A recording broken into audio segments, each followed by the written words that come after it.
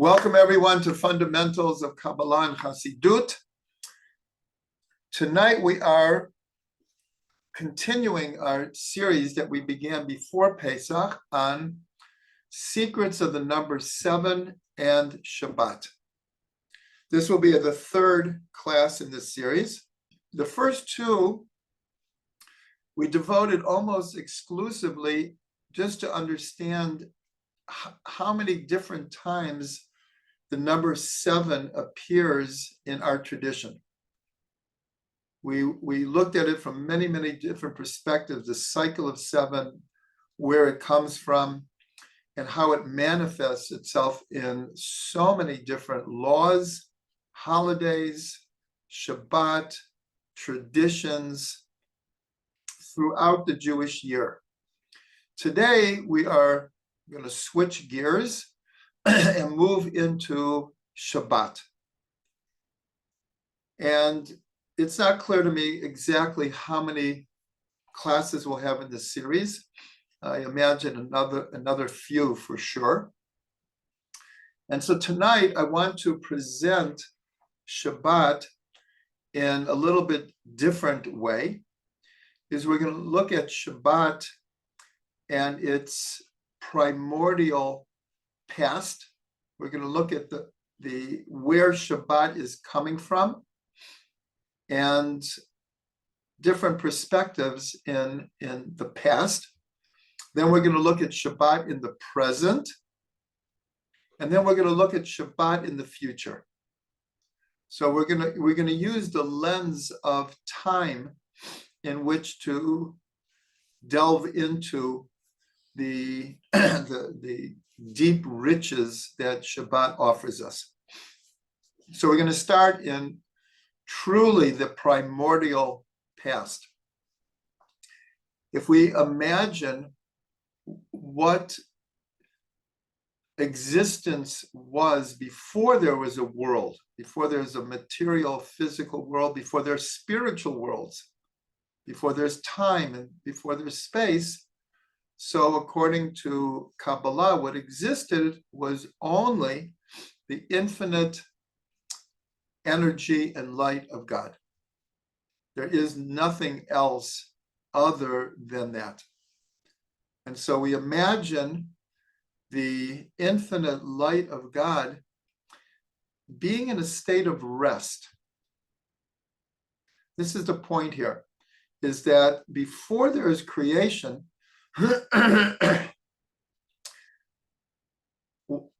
how do we envision what there was? How do we envision the infinite light of God? And so one way that can help us is through our own experience of Shabbat, the joy, the bliss, the rest, excuse me, the inner contentment that Shabbat brings. So we can imagine before there is the act of creation, the world, I'm using the world, not the way we use it, but existence was in a state of Shabbat. And so this is really the most primordial understanding of Shabbat. The first time that Shabbat appears, of course, is the 7th day of creation. This we dealt with in the first two classes, is the idea of God resting after 6 days of creation. As we learn, then becomes the paradigm, the pattern of all cycles of time. 6 days we work, and the 7th day we rest. 6 years we work the land, and on the 7th we give the land its rest. 6,000 years will be this cycle of history, which will be followed by the Messianic era, which is sometimes referred to Yom Shekulo Shabbos, a day that is all Shabbat. So this is the primordial understanding of the rest. Because remember, Shabbat in a verb form means to cease from working. That's what it means in a verb form. We usually use it in a noun form. We call the seventh day Shabbat. But in a verb, it means to cease work. Well, before there was creation, as it were, there was no work. There was only an eternal, infinite state of rest. And so, as we will see in this and further classes, when we experience Shabbat, we are connecting to the infinite, eternal essence of God before creation. So this brings us to a very interesting idea about, even though it's not totally universal, it's almost universal that people stand for Kiddush on Friday night. When we sanctify the day over a glass of wine or grape juice, during the day, many people sit for the Kiddush during the day, but at night, almost everyone stands. So the question is, what exactly are we doing when we say Kiddush? What are we accomplishing? What are we, we'll say, being witnesses for? Because the idea is that when we make Kiddush, if we look at the text of Kiddush, in a way we're testifying in our belief and even knowledge of God as creator. That God created the world in 6 days and he rested on the 7th day. We know that in the Shema, which is considered the principal statement of faith in Judaism, so there are 2 large letters. It's the only verse in the entire Tanakh that has 2 large letters. It's the ayin of the word Shema, to hear, and the daled of the word echad, one. Hear, O Israel, God our God, God is one. There are 2 large letters, the ayin and the daled. The ayin and the daled spell aid, witness. That we are God's witnesses of his oneness and unity. This is our mission from the time of Abraham to this day. If you reverse those 2 big letters and you put the daled before the ayin, it spells da, to know. So here we have such a fundamental idea in the main verse of Jewish belief. You also have the word to know, which unites knowing and believing. That our belief is based on everything that we know to be true. So when we make Kiddush Friday night, we are witnessing, we are testifying our belief and knowledge that God as creator. So then the interesting question comes, how can someone give testimony if they weren't there? It doesn't work in a court of law. If you give testimony, you have to prove that you were there. You didn't hear it secondhand, third hand, fourth hand, or you're just making it up. You have to be a witness to it. So then how do we witness, give testimony as God is creator if we're not there? So the answer that is given is in our souls, we were there. We were at creation. How do we see this? There's 2, we'll call it 2 proof texts. One is where it's brought down in by the sages that when God wanted to create the world, Yisrael Allah b'machshava techila. The thought of Israel arose first. In other words, when God is contemplating, thinking of creating the world, well, what's the blueprint? What's the plan? So it says that the thought of Israel arose first. We see in creation that mankind is the last creation. And so that shows, and it actually says in the Gemara, that Israel is called Adam. Israel is called the primordial man. It's actually man/woman. When we talk about Adam, that's when male and female were united together. That's truly Adam. And the other idea is brought in the Midrash, and I remember we discussed this in a previous series, that it says that when God wanted to, again, create the world, contemplated creating the world, he took advice from the souls of the tzaddikim. So again, the $64 million question, what tzaddikim? There's no world, there's no time, there's no space, there's nothing. Who is God taking advice from? Who is he communicating with?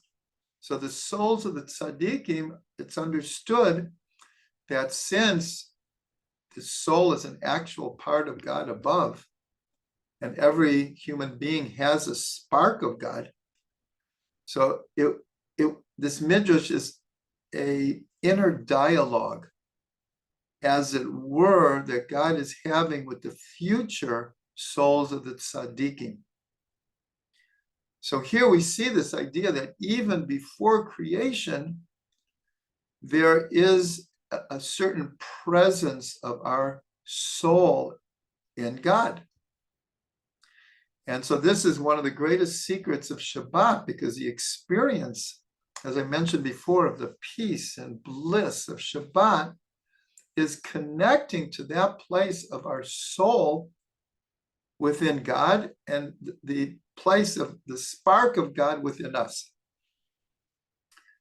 So this is a very, very beautiful understanding of why we stand for Kiddush Friday night. But it brings us to this idea of the primordial existence of Shabbat even before creation.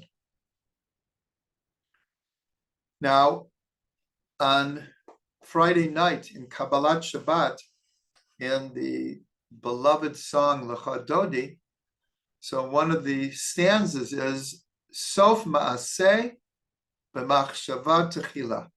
The end of deed is the first in thought. So this we already can associate,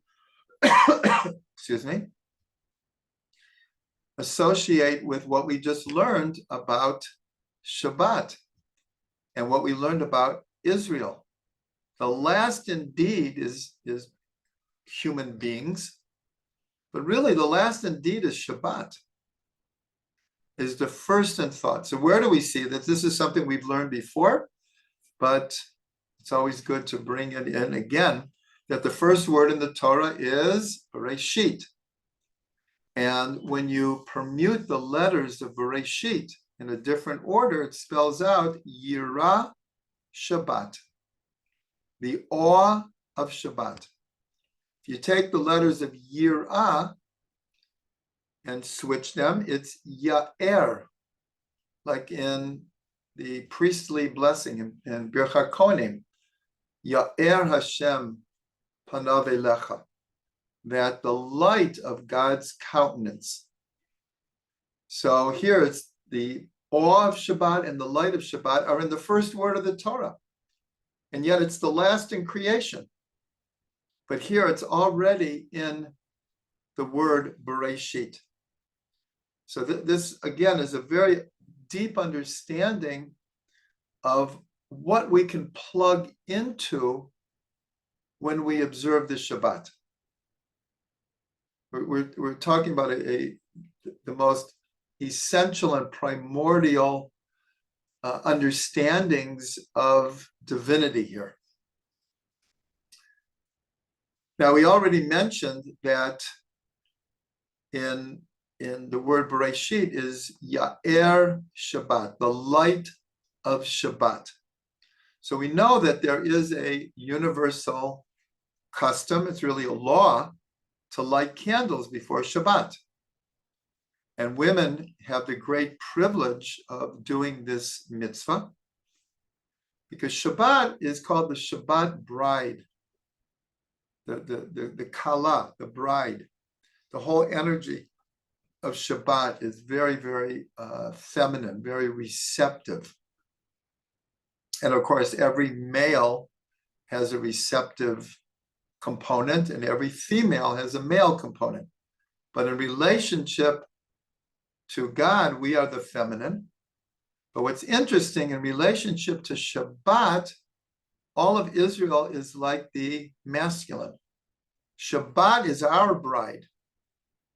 So this is what's called inter-inclusion, that the idea of male and female, masculine and feminine, it goes way beyond male bodies and female bodies. We're talking about energies, archetypal energies. So we see that there's this idea in the word Bereshit of the light of Shabbat, and this is Kabbalistically manifest in women lighting candles before.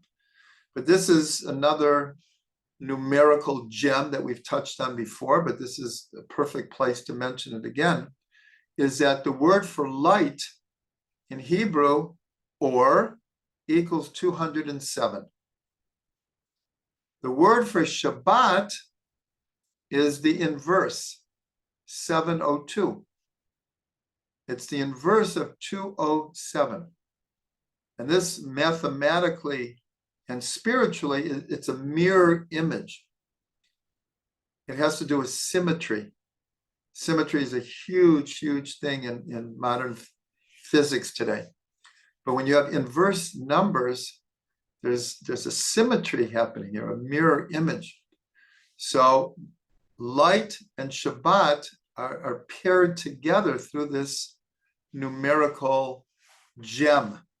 But we're going to add that, like the cherry to the cake here, is there's another expression that has the same numerical value as light, and that's Ein Sof. The word in Hebrew for infinite, the Ein Sof, without end. So what women are doing on a deep spiritual level when they light candles before Shabbat, and especially with the hand motion, that also is, I would say, pretty universal, is bringing the infinite light of Hashem into our physical observance of Shabbat. We're bringing infinite light into the physical light of the candles, which then emanate the energy of Shabbat for the whole Shabbat, even when the candles go out. It's bringing infinite light into finite light, into finite mitzvah and observance. So this is a very, very beautiful idea. Again, here we're taking from the primordial past, and we're drawing it in to the present. So before we get into the present, one more idea going back to the Garden of Eden. The Arizal wrote three different, we'll call them poems. We usually sing them now. He wrote three different poems for the three meals of Shabbat. And in fact, this is the only direct writings that we have from the Arizal. Everything came through his student, Rabbi Chaim Vital, and Rabbi Chaim Vital's son, Rabbi Shmuel Vital. And after the Arizal left no writings, but he left three poems for Shabbat. And with them, there are three, what are called kavanot, three intentions that are said before or right after Kiddush, usually before. And the Ari gave names, symbolic names to the 3 meals of Shabbat. And the first one is called Chakal Tapuchin Kadishin, the fields of holy apple trees. Again, this is symbolic language, but what does it refer to? The Garden of Eden, the holy apple fields. The second meal, he gave a name, Atika Kadisha, the Ancient of Days. And the third meal is called Zer Anpin, the smaller face. Because Shabbat is about to ebb away, it's called the smaller face. Hopefully, we will get back to the idea of third meal, the importance of third meal.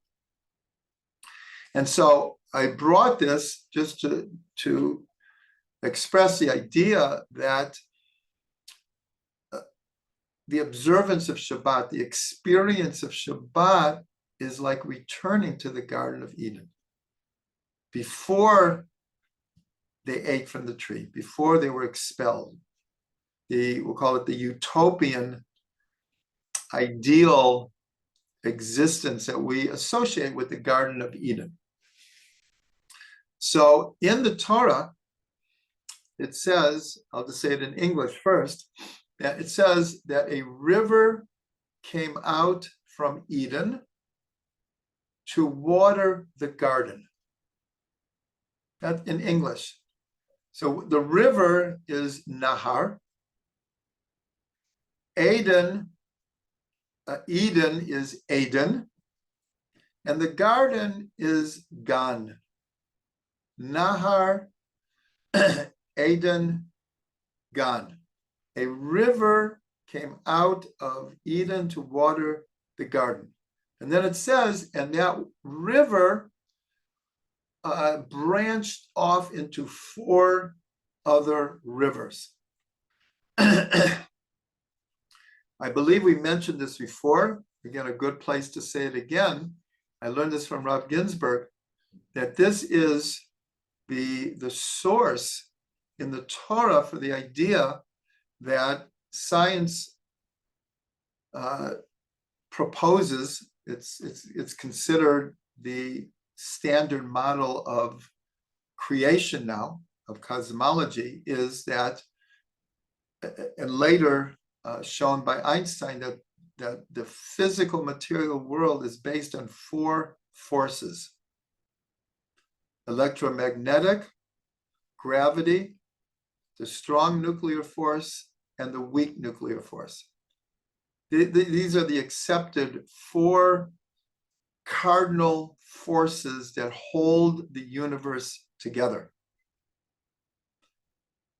But science says that right after the Big Bang, all the forces were unified. There was really only one force. And then as the universe cooled, the inception of the universe was like phenomenally hot, like in numbers we can't even imagine. So much so that atoms couldn't even form. It was almost called a primordial liquid.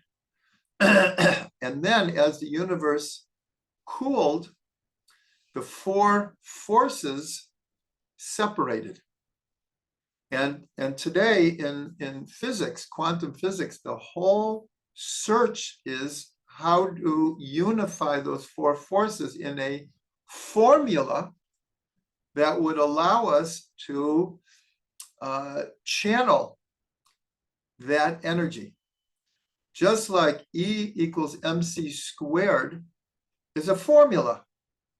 But that formula allowed the development of nuclear energy. Nuclear energy comes from the realization of the unity of matter and energy. So Rav Ginsburg says that this verse where it says that a river came out of Eden to water the garden, and then it split into 4 rivers, is the Torah source for the concept that I just said, of the 4 forces that when they were first, the initial bang of creation, all the forces were unified. And you should know that scientifically, they have unified 3 of the forces. They now understand how the weak nuclear force, the strong nuclear force, and electromagnetic energy works together. The missing link is gravity. Einstein spent the rest of his life trying to come up with an equation that could reunite, and that's behind string theory. All of string theory is based on the attempt to unify the 4 forces in a, call it, usable equation that then could be transferred into reality. So that was a little bit of an aside. Why did I bring this? A very, very beautiful idea, because if you take the letters of river, Nahar, Eden, the Eden, and the garden, Gan, they spell out Oneg. Ayin is Eden, the Gan is the Gimel, and the Nun is Nahar. This is brought down in Chassidut. So when we talk about the holidays, we talk about what's called Simcha, the joy of the holidays.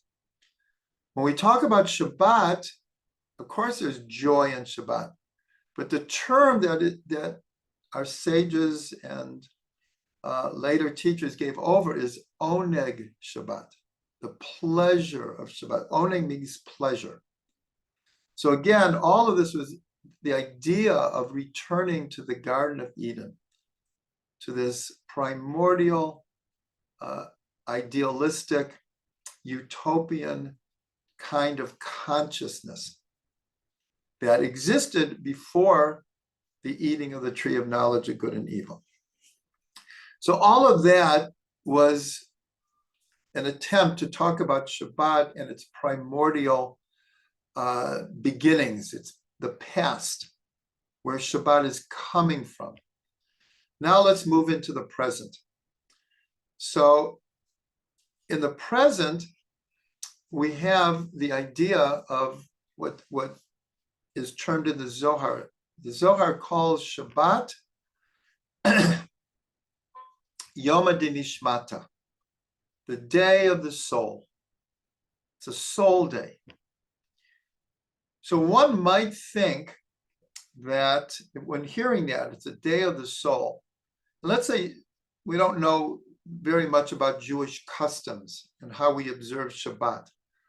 So one might think is that since Shabbat is a day of the soul, we should observe it in the most soul-like, spiritual way that we could.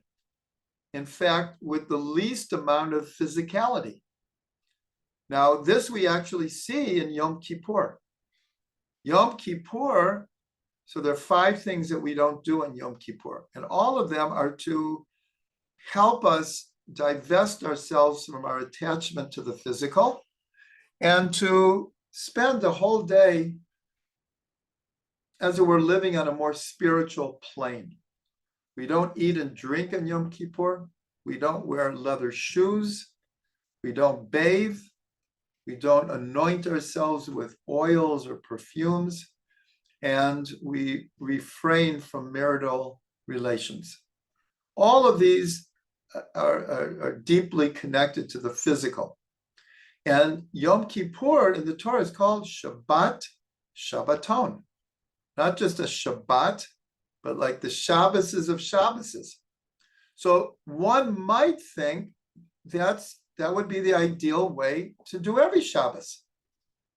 In the most spiritual, transcendental kind of way. But what I'm going to say now is absolutely one of the foundations and secrets of all of Torah and all of Judaism. How do we observe Shabbat? And not just today. We're talking about thousands of years. We dress in our best clothes. We eat the best food that we can put out there. We sleep more than during the week. That's certainly true with me. For me, a Shabbat rest is like sacrosanct. Even the Arizal made a point of sleeping on Shabbat afternoon, because that's like oneg, that's like pleasure. We sit around the table with food and drink more than any other time. And according to our Kabbalistic tradition, even in the Gemara, that the most ideal time for marital relations is Shabbat. So here we'll say, I thought Shabbat was the day of the soul. So this is the foundation of all of the mitzvot and all of Judaism, is that being spiritual doesn't mean to divest ourselves from the physical. It actually means just the opposite.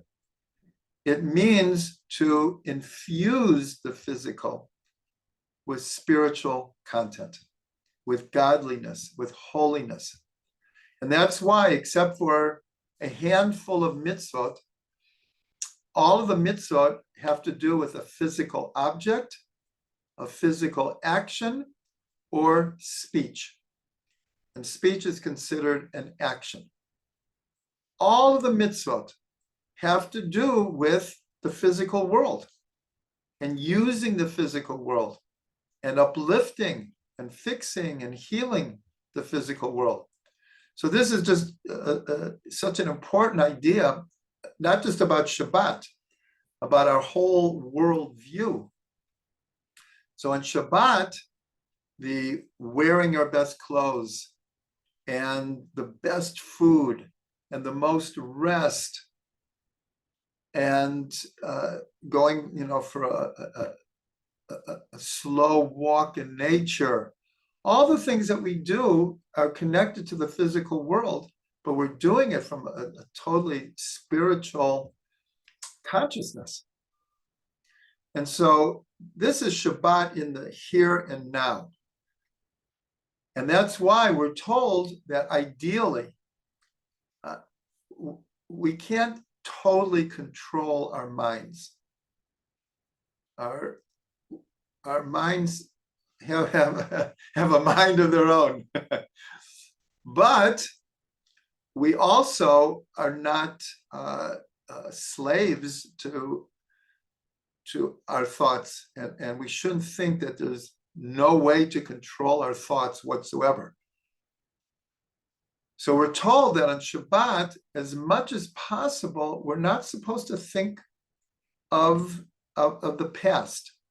When I mean about the past, I mean about our personal attachment to the past. In other words, there's nothing wrong of remembering a great event in the past, or remembering friends, or whatever it is. We're talking about the work we're involved with, because everyone's in the middle of life. Shabbos comes, so we're told that a person should imagine as if all their work is done. But we're in the middle of life. It's almost impossible. Everyone's in the middle of projects, processes, commitments. You can't just stop life, but we can control our mind, that if we start going to what we're involved with in the physical world, we can't stop it. We're also told we're not supposed to think of the future so much. Now, again, it doesn't mean that we can't imagine our children getting married. We can't imagine reaching some kind of goal. But planning, that's what we're not supposed to do. On Shabbos, we're not supposed to think about where am I going to go Saturday night? When am I going to get to the airport on Tuesday when I'm traveling? Those kind of things. So if we're eliminating our past, again, not our total past or our total future, but our day-to-day involvement, what's left is being in the present. And that is the secret of Shabbat.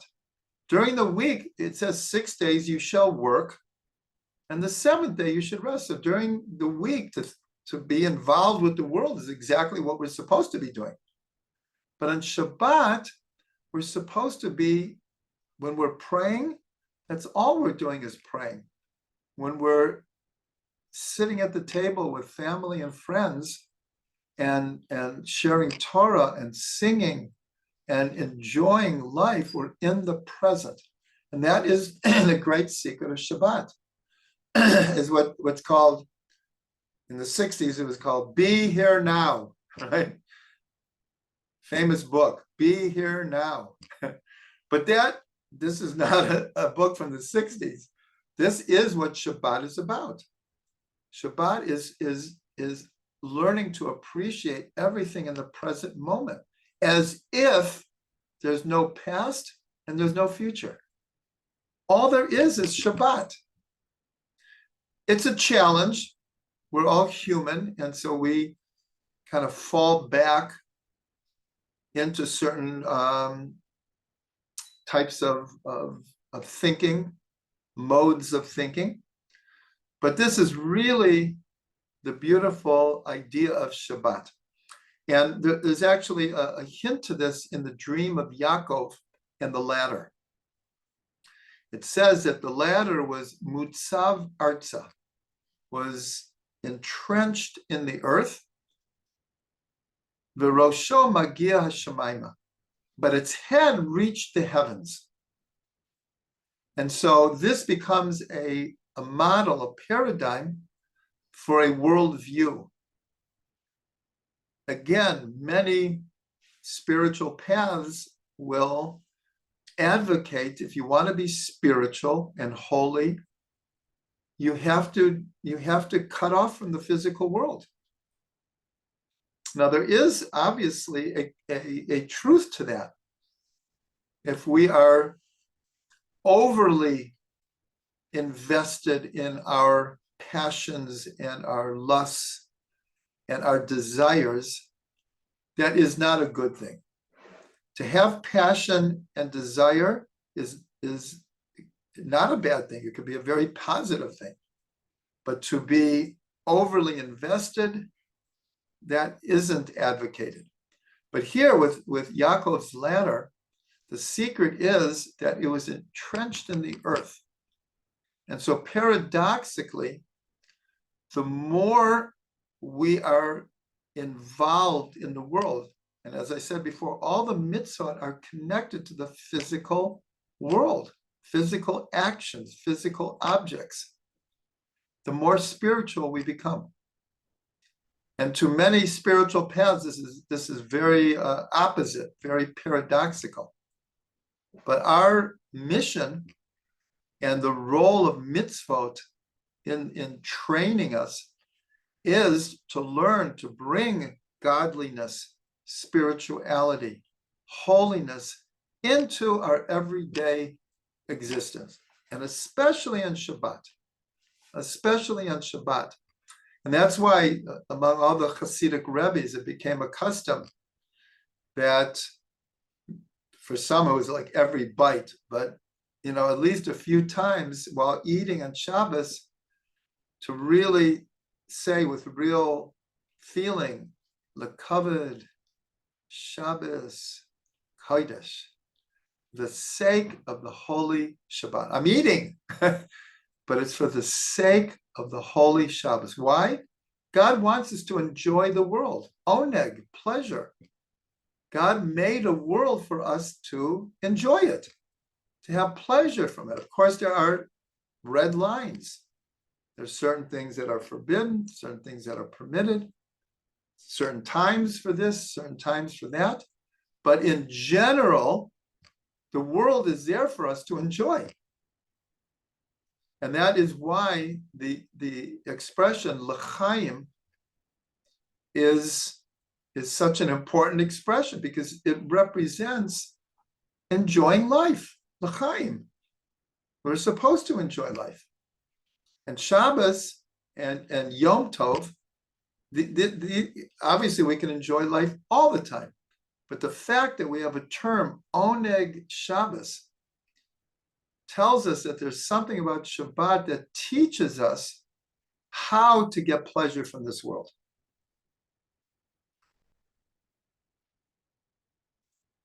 Now, one of the most important teachings I ever heard from Reb Shlomo, and I've given this over quite literally hundreds and hundreds and hundreds of times, because for over 4 decades, my wife and I had a very, very open home hospitality program going. And quite literally, we hosted well over 10,000 people in our home for Shabbat. Not just for one meal, I'm talking about for the whole Shabbat. And so when we would have groups before Shabbat, I would give over this Torah from Reb Shlomo. It's a one-liner, but it's so important to remember every Shabbat. As Reb Shlomo used to say, there is no such thing as just another Shabbat. Every Shabbat has to be the best ever. Meaning that's how we should approach every Shabbat. Like, this is going to be the best Shabbat experience of my life. Because if we approach it as holy as Shabbat is, and however dedicated and committed to Shabbat, if we look at Shabbat as it's just another Shabbat, that's a different way of experiencing it. And I personally had the great privilege to see Reb Shlomo in action, turning every Shabbat into the deepest and highest Shabbat ever. And so I already bless everyone that we should merit this kind of consciousness of approaching Shabbat with the understanding that this Shabbat has never come before and will never come again. Of course, that's true of all of life. Every day is like that. And so this is beautiful. So that's connected to what it says in the Zohar. The Zohar calls tzaddikim Shabbat. The Zohar refers to tzaddikim as Shabbat. Why? Because there's a certain level where a righteous person, a holy person, a spiritual person, has a Shabbat consciousness all the time. Not a total, because that's reserved for Shabbat. But there is a level of Shabbat every day. And we know this because the way we count the days in Hebrew is Sunday is Yom Rishon Shel Shabbat. It's the first day of the week. Shabbat also can refer to a week. A week can also be called a Shabbat. And we see that in Sfirat HaOmer. When we count Sfirat HaOmer, and the way it's described in the Torah, Shava Shabbatot Tamimot, 7 complete weeks. Here Shabbat is translated as weeks. Sheva Shabbatot Tamimot, 7 complete weeks. So every day is connected to Shabbat. Every day.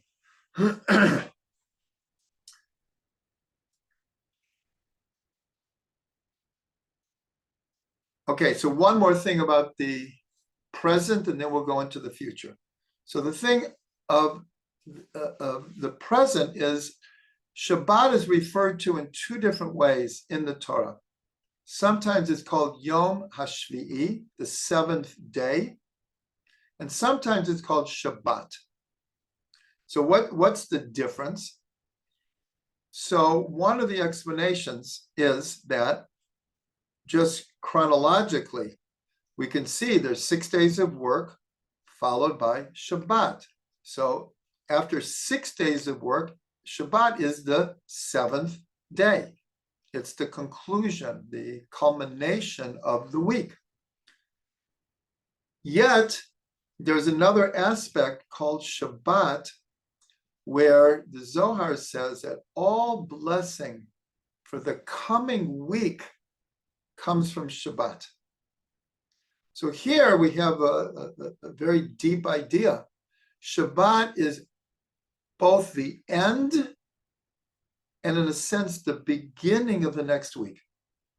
It's the culmination of the previous week, but all blessing for the coming week, even though the first day of the week hasn't started yet. It's only after Shabbat.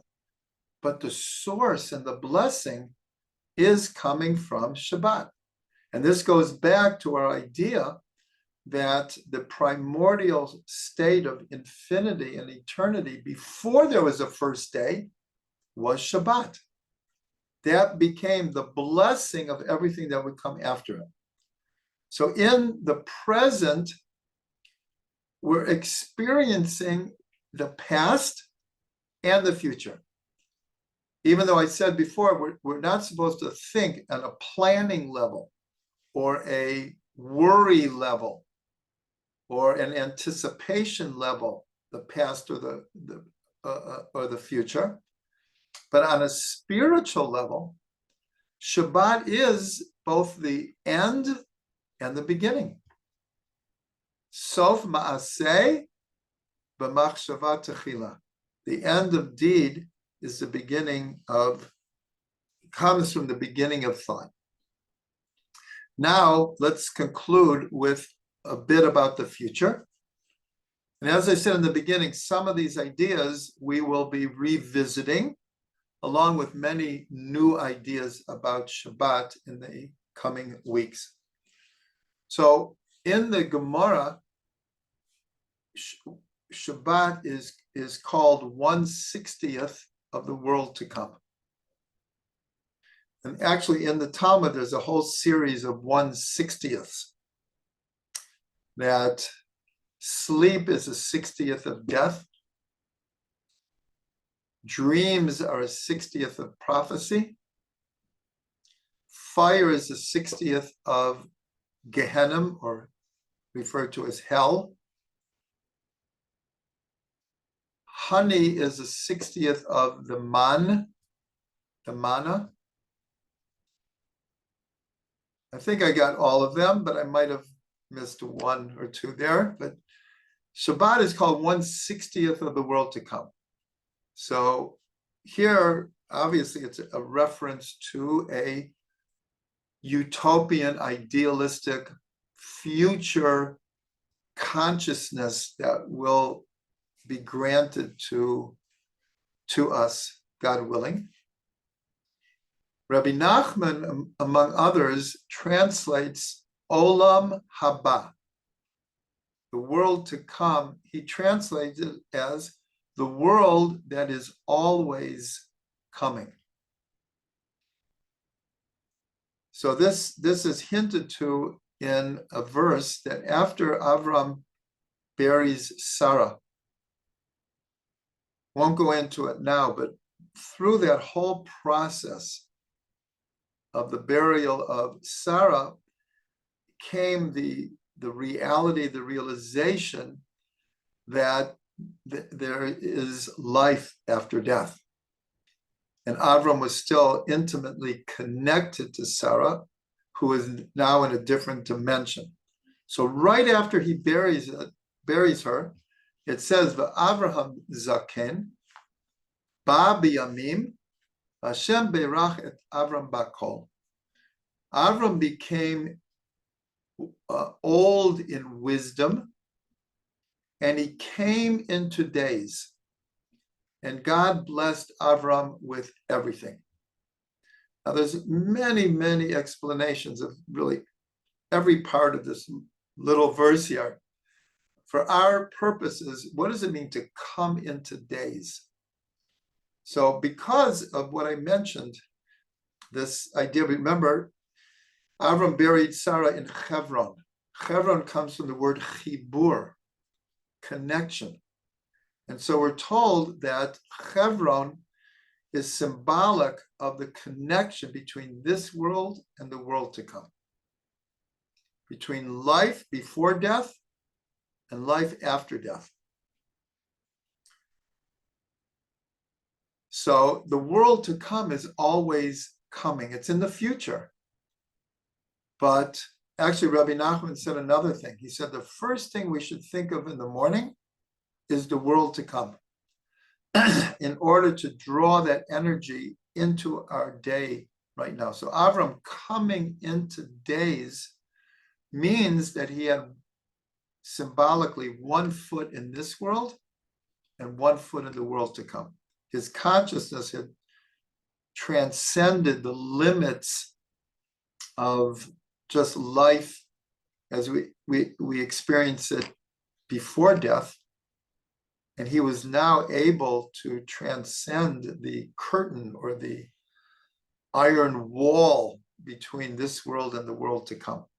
So Shabbat is referred to as 1/60th of the world to come. And so the experience of Shabbat in the present is also experiencing the future. Now, another way that Shabbat is referred to in reference to the future, we already mentioned that the Messianic era and what it will lead to after that, and the whole connection between what's called the resurrection of the dead, Techiyat HaMetim, Shabbat, the Messianic era, and the world to come. So we have the phrase Yom Shekulo Shabbos, a day that is all Shabbat. And so this, again, this begins to connect the past, the present, and the future. Because we said that Shabbat represents the Garden of Eden, an ideal state of soul and consciousness. Well, Yom Shekulo Shabbos, a day that is all Shabbos, also envisions a day that will be all spiritual. So this is all connected to this idea of drawing the future into the present. Just like in the beginning of the class, we were talking about drawing the primordial past of Shabbat into the present. Now we're talking about pulling the idealized vision of the world to come, of a day that's all Shabbos, into the present and experiencing it. Not just on Shabbat, like the Zohar says, and each one of us has a spark of a righteous person, to experiencing it in the now.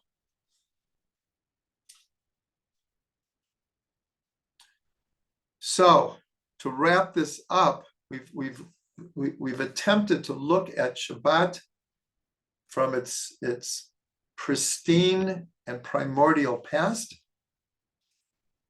and our vision of the future as being just all Shabbat, and experiencing all of that in the present. So this is the unity, just like science is trying to unify the 4 forces. So we're trying to unite past, present, and future in the present, and to meld it together. We know from Einstein that when matter is moving through space at the speed of light, all time ceases. No time passes. which of course is almost beyond our conception what that means. But at the speed of light, no measurable time passes. So actually, Einstein revealed that from the time he was a youngster, he had this question in his mind that stayed with him: is what would it be like to ride on a beam of light? And that inspired him to these scientific breakthroughs. But his imagination, like this idea grabbed a hold of him. What would it be like to travel, to ride on a beam of light? So Shabbos is all about light. Ya'er Shabbat, Bereshit, the lighting of the candles, light and Shabbat being inverse numbers. All has to do with the light of God, drawing it into our physical material present. And so we'll end with a blessing that every Shabbat should be the best ever.